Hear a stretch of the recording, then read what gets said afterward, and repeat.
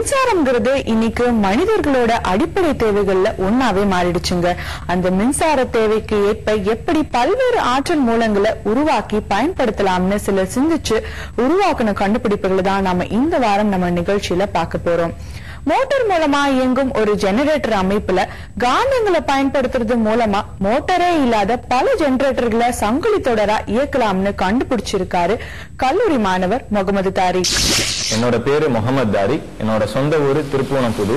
நான் மதுரையில உள்ள KLN பாலிடெக்னிக் கல்லூரியில படிச்சிட்டு இருக்கேன். நான் என்ன பண்ணிருக்கேன்னா, ஒரு ஜெனரேட்டரை பயன்படுத்தி ஒன்றுக்கு மேற்பட்ட ஜெனரேட்டர் இயங்குற மாதிரி கண்டுபிடிச்சிருக்கேன். இதை எப்படி பண்ணிருக்கேன்னா, சாதாரண ஜெனரேட்டர் மாதிரி இல்லாம காந்தத்தை பயன்படுத்தி காந்தத்தின் மூலமா கிடைக்கக்கூடிய காந்த விசையின் மூலமா ஒன்றுக்கு மேற்பட்ட ஜெனரேட்டர் இயங்குற மாதிரி கண்டுபிடிச்சிருக்கேன்.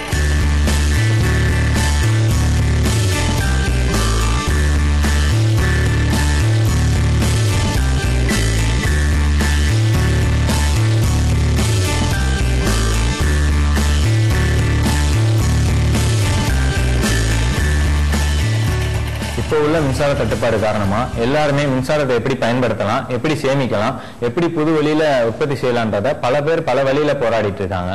நான் என்ன பண்ணிருக்கேன்னா, காந்தங்களை பயன்படுத்தி ஜெனரேட்டர் இயக்கியிருக்கேன். இதுல வெறும் காந்தம் மட்டும் இல்லாம காந்தத்துக்கு கீழே கம்பி சுருள் பயன்படுத்தி இருக்கேன். இந்த காந்தம் அந்த கம்பி சுருள் ரெண்டுல கிடைக்கக்கூடிய விசையின் மூலமா மின்சாரத்தை உற்பத்தி செய்யலாம். இந்த எண்ணம் எனக்கு எப்படி உருவாச்சுன்னா, என் வீட்டுக்கு பக்கத்துல நிறைய கடைகள் இருக்கு. அந்த கடையெல்லாம் தனித்தனியா ஜெனரேட்டர்ஸ் பயன்படுத்திட்டு இருக்காங்க. எனக்கு தெரிஞ்ச ஒரு அண்ணன் கடையில மட்டும் ஜெனரேட்டர் கிடையாது. இப்போ நான் போய் கேட்டதுக்கு, ஏன்னா ஒரு அடிக்கடி பவர் கட்டாது, நீங்க ஒரு ஜெனரேட்டர் யூஸ் பண்ணலான்னு கேட்டேன். இப்போ ஜெனரேட்டர் வாங்கணும்னா காஸ்ட் அதிகமா இருக்குது, ஃபியூவல் மெயின்டெனன்ஸ் இந்த மாதிரி நிறைய சிக்கல்லாம் இருக்குது, அதனாலதான் ஜெனரேட்டர் வாங்க முடியாதுன்னு சொன்னாங்க. இப்போ நான் அந்த இடத்துல என்ன ஒரு ஐடியா தோணுச்சுன்னா, ஏன் நம்ம ஒரு ஜெனரேட்டர் யூஸ் பண்ணி ஒன்றுக்கு மேற்பட்ட ஜெனரேட்டர் இயக்கக்கூடாதுன்ற ஒரு ஐடியா தோணுச்சு. இந்த ஐடியா என்னன்னா, சக்சஸ் பண்றதுக்காக நிறைய இடத்துல தேடி பார்த்தேன், ப்ராஜெக்ட் சென்டர்லாம் கேட்டு பார்த்தேன். அப்படி கேட்கும்போது என்னோட ஐடியாஸ்க்கு தந்தாப்புல அவங்களோட ரிசல்ட் இல்ல. அதுக்கப்புறம் எங்களோட ஸ்டாஃப்ஸ்ட கேட்டேன். அவங்க ஸ்டாஃப்ஸ் நிறைய ஐடியாஸ் கொடுத்தாங்க. அப்படி ஐடியாஸ்ல இருந்து எனக்கு ஒரு சின்ன ஐடியாஸ் தோணுச்சு. ஏன்னா ஒரு காந்தத்தை யூஸ் பண்ணி ஏன் நம்ம ஜெனரேட்டர் பயன்படுத்தக்கூடாதுன்னு தோணுச்சு.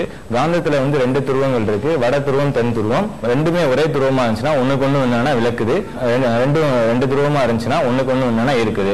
இந்த பிரின்சிபால தான் நான் அப்படியே ஜெனரேட்டர்ல பயன்படுத்திருக்கேன். இந்த மாதிரி காந்தத்தை பயன்படுத்தி ஜெனரேட்டர் உருவாக்குறது மூலமா கம்மியான செலவுல அதிகமான பவரை உருவாக்கலாம்.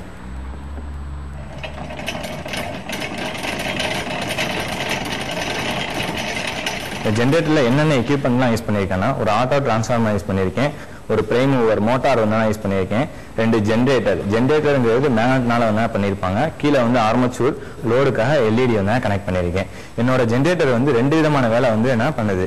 ஒன்னு கரண்ட்டை ப்ரொடியூஸ் பண்ணுது, ரெண்டாவது பக்கத்துல உள்ள ஜெனரேட்டர் எந்த கனெக்ஷனுமே இல்லாம ரன் பண்றதுக்கு ஹெல்ப் பண்ணுது.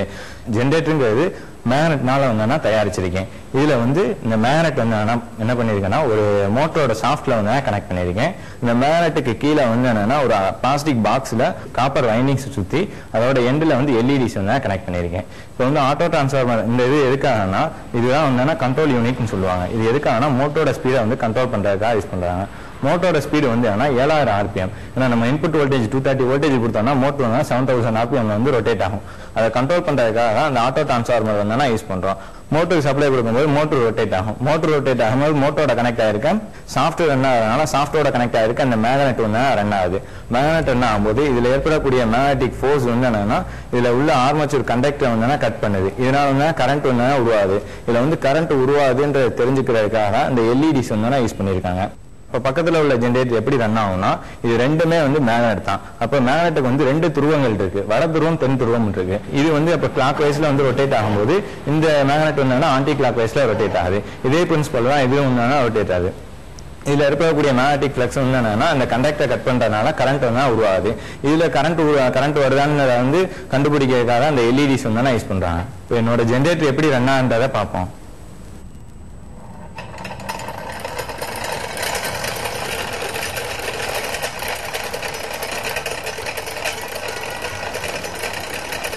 இந்த ஜெனரேட்டர் கம்மியான காஸ்ட்ல தான் பண்ணியிருக்கேன். அதாவது ஒரு ஜெனரேட்டர் யூஸ் பண்ணி இன்னொரு ஜெனரேட்டர் ரன் பண்ற மாதிரி தான் பண்ணியிருக்கேன். இன் ஃபியூச்சர்ல அடிஷனலா எத்தனை ஜெனரேட்டர் வேணாலும் ஆட் பண்ணிக்கலாம். பொதுவாக ஒரு ஜெனரேட்டர் ரன் பண்ணோம்னா பிரைம் மூவருங்கிறது ரொம்ப அவசியமாக தான் இருக்குது. பிரைம் மூவருங்கிறது டீசல் இன்ஜினா இருக்கலாம், அல்லது ஸ்டீம் இன்ஜினா இருக்கலாம், அல்லது எலக்ட்ரிக் மோட்டாரா இருக்கலாம். இது இருந்து ஏதாவது ஒரு மெத்தடை யூஸ் பண்ணி ஜெனரேட்டர் ரன் பண்றாங்க. இதுல வந்து ஒரு மெயின் ஜென்ரேட்டருக்கு பக்கத்திலேயே ஒரு அடிஷ்னலா மற்றொரு ஜென்ரேட்டர் வந்து நான் வச்சிருக்கேன். இதுல வந்து மெயின் ஜென்ரேட்டர்ல என்ன பார்ட்ஸ் இருக்கோ அதே பார்ட்ஸ் தான் வந்து பக்கத்துல உள்ள ஜென்ரேட்டர்லயும் இருக்குது. இதுல என்ன பண்றாங்கன்னா செகண்ட் ஜென்ரேட்டர்ல வந்து இன்புட் சோர்ஸ், அதாவது பிரைம் மூவர் வந்து எந்த இன்புட்டுமே வந்து கிடையாது. ஃபர்ஸ்ட் ஜென்ரேட்டர்ல இருக்கக்கூடிய மேக்னெட்டிக் ஃபோர்ஸ்னால செகண்ட் ஜென்ரேட்டர் வந்து ரன் ஆகுது. இதுல வந்து மோட்டரோட ஸ்பீடு வந்து 7000 RPM வந்து இருக்குது. ஒரு நிமிஷத்துக்கு வந்து 7000 RPM வந்து ரொட்டேட் ஆகுது. ஸோ ஸ்டார்டிங்லேயே வந்து இன்புட்ல ஃபுல் வோல்டேஜ் கொடுத்தோம்னா மோட்டரோட ஸ்பீடை வந்து கண்ட்ரோல் பண்ண முடியாது. அதுக்காக மோட்டருக்கு கொடுக்கக்கூடிய இன்புட் வோல்டேஜை வந்து கண்ட்ரோல் பண்றது மூலமா மோட்டரோட ஸ்பீடை வந்து கண்ட்ரோல் பண்ணலாம். இதன் மூலமா பக்கத்துல அடிஷனலா ஜென்ரேட்டர் ஆட் பண்ணி அதிகமான கரண்ட்டை வந்து ப்ரொடியூஸ் பண்ணலாம். அதே மாதிரி இன்புட் வந்து ஒரே ஒரு இன்புட் தான் கொடுக்கலாம், அவுட்புட் வந்து அதிகமான அவுட்புட் வந்து எடுத்துக்கலாம். என்னோட கருவியை வந்து வடிவமைக்கும் போது 2 விஷயம் வந்து டிஃபிகல்ட்டா இருந்துச்சு. ஒன்று வந்து என்னன்னா மோட்டரை வந்து செலக்ட் பண்றது வந்து ரொம்ப கஷ்டமா இருந்துச்சு. இதுக்காக நான் கியர்டு டிசி மோட்டார் யூஸ் பண்ணேன், ஸ்டெப்பர் மோட்டார் யூஸ் பண்ணேன், யூனிவர்சல் மோட்டர் வந்து யூஸ் பண்ணேன். ஃபைனலா வந்து என்னன்னா என்னோட கருவிக்கு தகுந்தாப்புல நம்ம வீட்டில் தையல் மிஷினுக்கு யூஸ் பண்ண ஸ்விங் மோட்டார் தான் வந்து சூட்டபிள் ஆச்சு. ரெண்டாவது விஷயம் என்னன்னா மேக்னெட்டை வந்து பிளேஸ் பண்றதுக்கான சரியான இடம் வந்து மேக்னெட்டிக் ஃபோர்ஸ் இல்லாதனால சரியான இடம் வந்து கிடைக்கல. ஃபைனலா வந்து எல்லாம் மாத்தி செக் பண்ணி ஃபைனலா மேக்னெட்டிக் ஃபோர்ஸ் வந்து எங்க கரெக்டா இருக்குன்னு தெரிஞ்சு ஃபிக்ஸ் பண்ணேன். இப்போ சரியான அவுட்புட் வந்து கிடைக்குது. இனிஷியலா என்னோட கருவி வந்து சின்னதாக நான் டிசைன் பண்ணியிருக்கேன். ஃபியூச்சர்ல எப்படி இம்ப்ளிமெண்ட் பண்ணலாம்னு பார்த்தா ஸ்கூலு, காலேஜஸ், இண்டஸ்ட்ரீஸ், ஹாஸ்பிட்டல்ஸ் இந்த மாதிரி இடத்துல அதிகமான பவர் வந்து தேவைப்படுது. இந்த அதிகமான பவர் தேவைப்படுறதுனால ஒவ்வொரு இடத்துலையும் தனித்தனியா ஜென்ரேட்டர்ஸ் யூஸ் பண்ணி அங்கிருந்து பவர் வந்து எடுத்துக்கிறாங்க. ஸோ இதை அவாய்ட் பண்ணிட்டு இந்த மாதிரி ஜென்ரேட்டர்ஸ் யூஸ் பண்ணோம்னா ஒரு பர்டிகுலர் பிளேஸ்ல வச்சு ஒரு ஜென்ரேட்டர் ரன் பண்ணி அதுக்கு அடுத்தடுத்தா மற்றொரு ஜென்ரேட்டர் வந்து ரன் பண்ணி அதிகமான அளவு பவர் வந்து ப்ரொடியூஸ் பண்ணலாம். கிட்டத்தட்ட இது ஒரு மின் ஆலை மாதிரி வந்து செயல்படுத்தலாம்.